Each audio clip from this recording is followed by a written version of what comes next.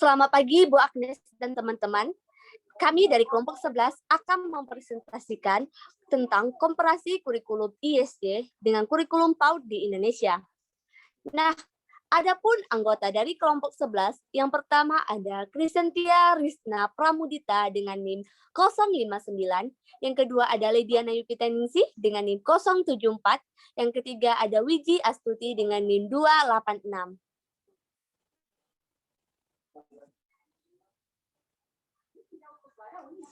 Pokok bahasa yang pertama ada pengertian PAUD, yang kedua ada pengertian kurikulum PAUD di Indonesia, yang ketiga ada pengertian kurikulum ISD, yang keempat ada filosofi pengertian ISD, yang kelima ada tujuan pendidikan ISD, yang keenam ada proses pengembangan kurikulum ISD, yang ketujuh ada evaluasi atau asesmen pembelajaran, yang kedelapan ada komparasi kurikulum PAUD di Indonesia dengan kurikulum ISD. Selanjutnya saya akan menjelaskan pengertian dari PAUD. Nah, PAUD merupakan pendidikan anak usia dini adalah pendidikan yang diberikan kepada anak dengan rentang usia 0 sampai 6 tahun. Pendidikan yang diberikan bertujuan membantu tumbuh kembang anak secara jasmani dan rohani untuk mempersiapkan agar ia siap untuk memasuki jenjang pendidikan selanjutnya.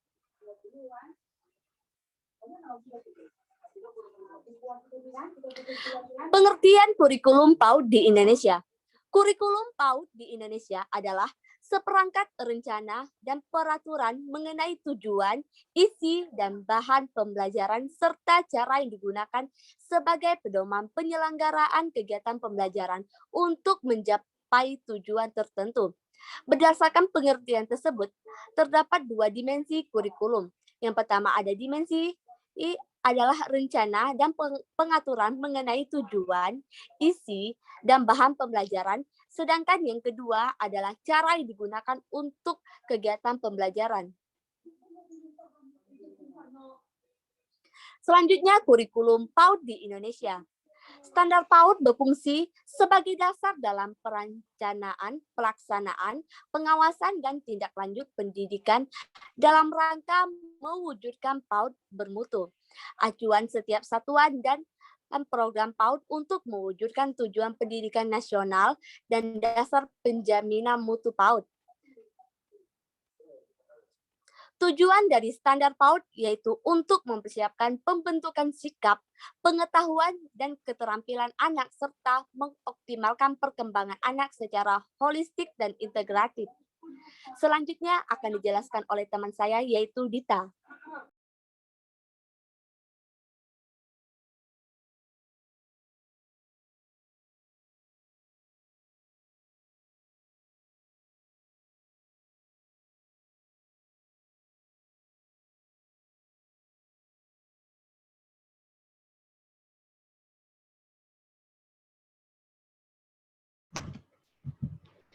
Selanjutnya, kurikulum PAUD di Indonesia. Standar PAUD terdiri atas yang pertama STPPA, yang kedua standar isi, yang ketiga standar proses, yang keempat standar penilaian, yang kelima standar pendidik dan tenaga kependidikan, yang keenam standar sarana dan prasarana, yang ketujuh standar penyelenggaraan.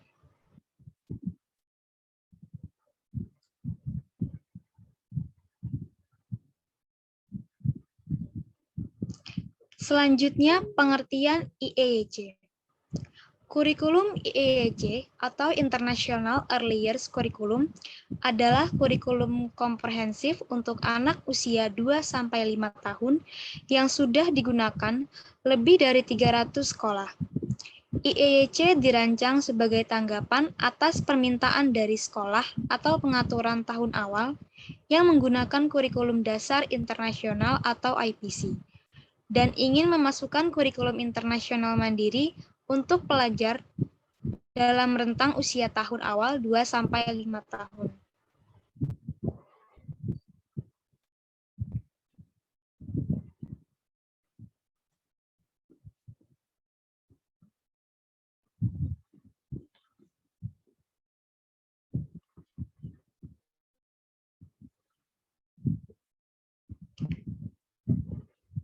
Selanjutnya, filosofi IEEC.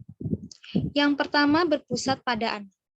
Pendekatan berpusat pada anak adalah aplikasi dalam bidang perkembangan anak yang memungkinkan anak memiliki ide sendiri. Yang kedua, untayan pembelajaran. Setiap aktivitas yang disarankan dalam IEEC mencakup berbagai untayan pembelajaran. Oleh karena itu, memberikan pendekatan holistik untuk pembelajaran dan pengembangan. Yang ketiga, ada proses pembelajaran IEEC. Menguraikan rute yang akan ditempuh melalui suatu unit. Rute atau tahapan tersebut adalah entry point, capturing curiosity, enable environment, the big picture, explore and express, and exit point. IEEC terdiri dari beragam unit pembelajaran yang menarik, yang dirancang seputar proses pembelajaran IEEC. Yang keempat, pengetahuan, keterampilan, dan meningkatkan pemahaman. Tujuan utama dari IEEC adalah untuk membantu anak-anak mengembangkan pengetahuan, keterampilan, dan meningkatkan pemahaman untuk mendukung perkembangan mereka di tahun-tahun awal.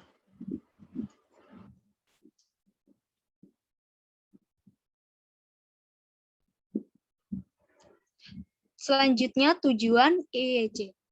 Tujuan utama dari kurikulum IEEC adalah untuk membantu anak-anak mengembangkan pengetahuan, keterampilan, serta meningkatkan pemahaman untuk mendukung perkembangan anak di usia dini, sehingga pendidik harus mengetahui apa saja pengetahuan, keterampilan, dan pemahaman yang harus diajarkan kepada anak. Selain itu juga untuk merangkul ide-ide anak-anak sendiri dan memahami arah yang mereka inginkan untuk pembelajaran mereka. Hasilnya kemudian akan mempersiapkan peserta didik untuk pembelajaran yang lebih dalam.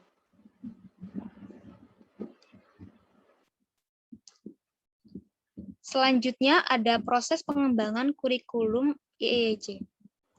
Yang pertama ada materi. IEEC memiliki 4 untayan pembelajaran yang mendukung proses pembelajaran dan pengembangan. Keempat untayan tersebut adalah yang pertama, independence dan interdependence, atau kemandirian dan saling ketergantungan. Berfokus pada pengembangan pribadi anak, sosial, dan perkembangan emosional. Yang kedua ada communicating atau berkomunikasi. Berfokus pada pengembangan keterampilan komunikasi, termasuk pengembangan bahasa, literasi awal, matematika awal, komputasi, seni, dan kreativitas. Yang ketiga ada inquiring.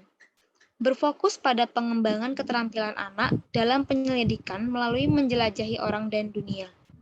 Yang keempat ada healthy living and physical being. Berfokus pada pengembangan sikap positif terhadap kesehatan, perawatan diri, dan aktivitas fisik anak. Selanjutnya akan dijelaskan oleh teman saya, J.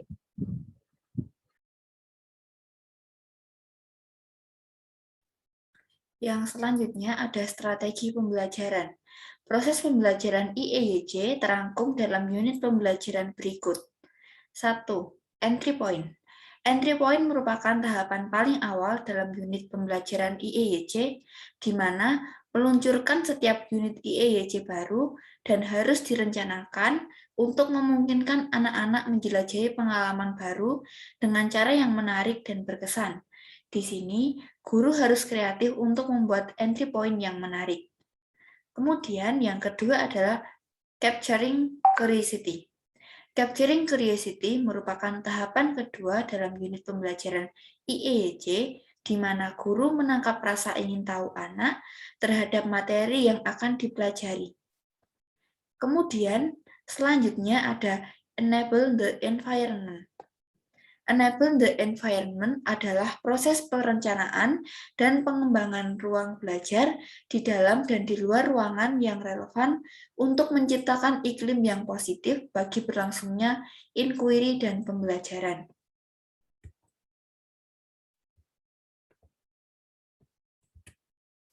Lalu setelah itu ada the big picture. Tahapan ini memberikan gambaran umum tentang setiap unit pembelajaran kepada anak-anak. Ini mempersiapkan anak-anak untuk pengalaman belajar baru, sementara pada saat yang sama membantu membangun hubungan dengan pembelajaran sebelumnya. Kemudian ada explore and express. Tahapan ini merupakan tahapan di mana anak menjelajahi dan mengekspresikan apa yang ia pelajari. Anak terlibat secara langsung untuk mencari pengetahuannya. Kemudian, anak juga mengekspresikan apa yang telah ia pelajari. Selanjutnya, tahapan yang terakhir adalah exit point.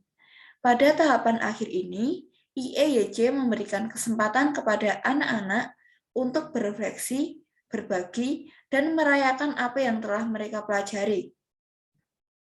Exit point juga digunakan untuk berbagi dan mendemonstrasikan pembelajaran dengan orang tua dan masyarakat luas. Selanjutnya ada evaluasi atau asesmen pembelajaran. Penilaian didasarkan pada pengamatan anak-anak yang berlangsung sepanjang tahun. Hal ini untuk merekam apa yang telah terjadi pada anak-anak melalui IEYC. Perjalanan belajar yang juga merupakan cara yang efektif untuk menginformasikan perencanaan dan langkah selanjutnya dalam pembelajaran, sehingga penting bagi guru untuk merefleksikan pembelajaran. Setiap unit IEYC berisi serangkaian pertanyaan yang telah dirancang untuk mendukung praktik reflektif. Pertanyaan-pertanyaan ini juga digunakan sebagai bagian yang konsisten dari praktik reflektif. Sementara anak-anak terlibat dalam pengalaman belajar, mereka juga harus memberi masukan dalam perencanaan langkah selanjutnya dalam pembelajaran.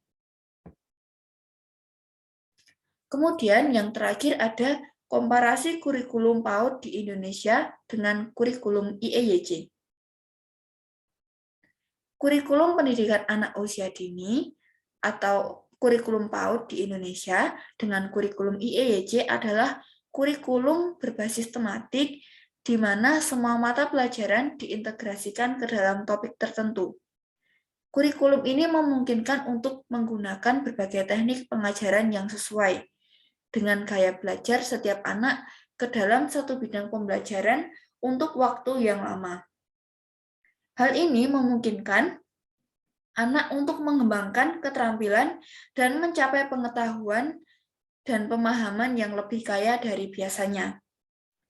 Berdasarkan hasil pemaparan di atas, kita dapat melihat bahwa IEYC lebih berfokus kepada bagaimana anak bisa berkembang dengan caranya sendiri. Sedangkan kurikulum PAUD di Indonesia memiliki standar-standar tertentu yang harus dicapai oleh anak. Kurikulum di Indonesia lebih berfokus pada pengembangan yang sesuai dengan tingkatan usia anak.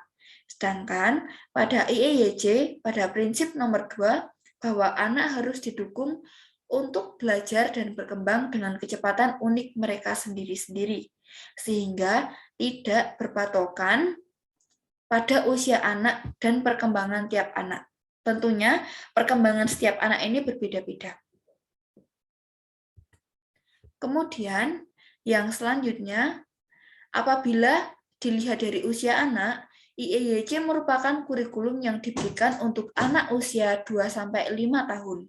Sedangkan kurikulum PAUD di Indonesia merupakan kurikulum pendidikan untuk anak usia 0-6 tahun. Meskipun sama-sama untuk anak usia dini, namun terdapat perbedaan rentang usia dari kedua kurikulum tersebut. Selain itu, apabila kita memperhatikan, kurikulum IEYC memiliki urutan proses pembelajaran yang sudah ditentukan, mulai dari entry point sampai dengan exit point. Artinya, dalam proses pembelajarannya, IEYC terdapat urutan kegiatan dan urutan berpikir yang akan menambah pengetahuan, keterampilan, dan pemahaman anak. Jika dibandingkan dengan kurikulum PAUD di Indonesia, kurikulum PAUD di Indonesia tidak memiliki urutan pembelajaran yang khas seperti IEYC. Bentuk pembelajarannya menyesuaikan dengan tema yang dipelajari. Meskipun dari kedua kurikulum tersebut sama-sama materi yang diberikan dalam bentuk tematik, namun proses pembelajarannya juga pasti berbeda. Cukup sekian penyampaian presentasi tentang komparasi kurikulum PAUD di Indonesia dengan kurikulum IEYC dari kelompok 11. Apabila ada salah kata dan salah pengucapan, kami mohon maaf. Terima kasih.